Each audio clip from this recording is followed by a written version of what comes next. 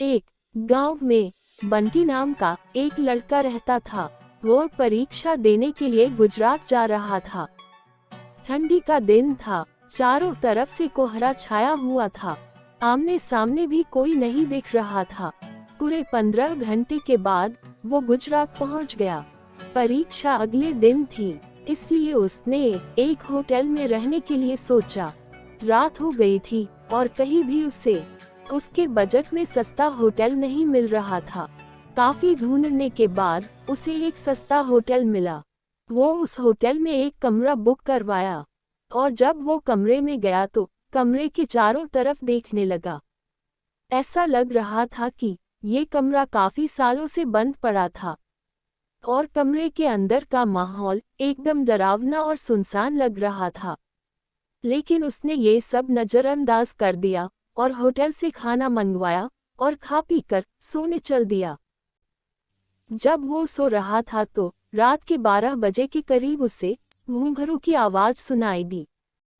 बंटी तुरंत नींद से उठ गया और जल्दी से खिड़की के पास गया, ये पता करने के लिए कि इतनी रात को किसकी पायल की आवाज सुनाई दे रही है और इस सुनसान रास्ते में कौन आधी रात को घूम रहा है, क्योंकि वहां होटल में बंटी और मैनेजर के अलावा कोई भी नहीं था।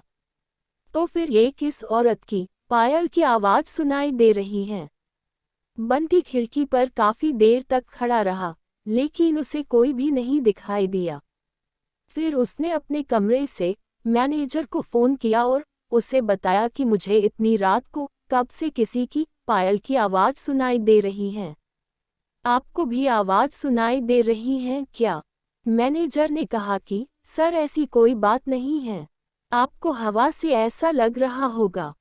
वैसे भी ये जंगली इलाका है, यहाँ पर तो हल्की हवा भी तूफान के जैसी लगती है। आप सो जाइए, ऐसी कोई बात नहीं है।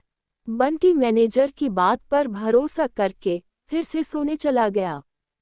कुछ देर बाद उसे दोबारा वही आवाज पहले से भी ज्यादा तेज सुनाई देने लगी। इस बार उसने अपने कमरे का दरवाजा खोला और सीधा होटल के बाहर देखने के लिए चला गया।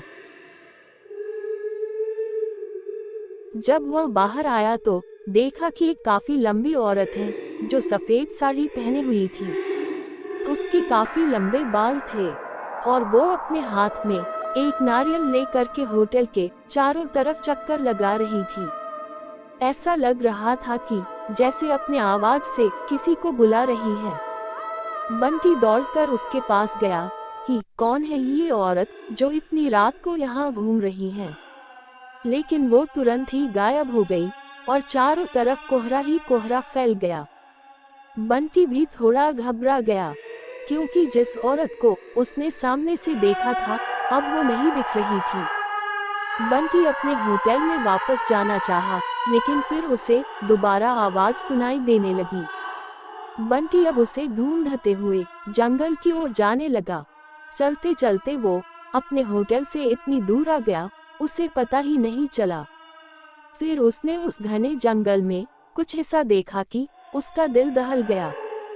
उसने देखा कि उस औरत ने एक पीपल के पेड़ के नीचे 5-6 लाश रखी थी और बारी बारी से एक एक को नोच नोच कर खा रही थी और उसका चेहरा भी एकदम डरावना था। बंटी ने जब ये सब देखा तो उसके पांव तले जमीन खिसक गई। ये सब नजारा देखते ही उसे डर के साथ साथ रोना भी आने लगा, ये सोचकर कि वो चुड़ैल अब मुझे भी मार देगी। लेकिन उसने हिम्मत से काम लिया और हनुमान चालीसा पढ़ते पढ़ते धीरे से वहां से भाग गया, ताकि भूत उसे देख न ले। लेकिन भूत तो भूत होते हैं। बंटी जैसे ही वहां से भागने की कोशिश की, वो चुड़ैल अचानक उसके सामने आ गई और उसे इशारों से अपने अड्डे पर ले जाने लगी, जहां पर उसने लाशें रखी थी। बंटी हनुमान जी जाप करके इतनी तेजी से वहां से भागा कि मानो जैसे उसके अंदर किसी की शक्ति आ गई हो। भागते भागते सीधा वो अपने होटल वापस आ गया। वहां थोड़ी देर रुका तो उसे एक आदमी दिखाई दिया। उसे देखकर ऐसा लग रहा था कि ये अच्छा आदमी है। वो बंटी के पास आकर बोला, अरे भाई क्या हुआ, तुम इतना डरे हुए क्यों हो? बंटी ने सारा किस्सा उस आदमी को सुनाया तो उसने बताया कि भाई तुम बहुत किस्मत वाले हो जो तुम आज बच गए। वो भूत किसी को भी नहीं छोड़ती। और तुम इस होटल में क्या कर रहे हो? इसको तो बंद हुए काफी साल हो गए। बंटी जब उस आदमी की इतनी बात सुनी तो डर के मारे उसको पसीना निकलने लगा। फिर वह आदमी बताने लगा कि इस होटल में बहुत साल पहले एक लड़की के साथ 4-5 लड़के उसका भयानक तरीके से रेप करके मार दिए थे। लड़की तो मर गई, लेकिन उसने किसी को भी नहीं छोड़ा और जो भी रात के समय में इस रास्ते से गुजरता है सबको अपने कब्जे में कर लेती है और मार देती है। और कुछ दिन बाद इस होटल पर पुलिस का छापा पड़ा, तब से ये होटल बंद है। बंटी जब उस आदमी की पूरी बातों को सुना तो वह बहुत जोर जोर से रोने लगा, ये सोचकर कि आज मैं मर जाता। फिर वो आदमी बोला, चलो आज रात तुम मेरे घर पर रह लो, मेरा घर पास में ही है। डरो मत, अब मैं आ गया हूँ ना।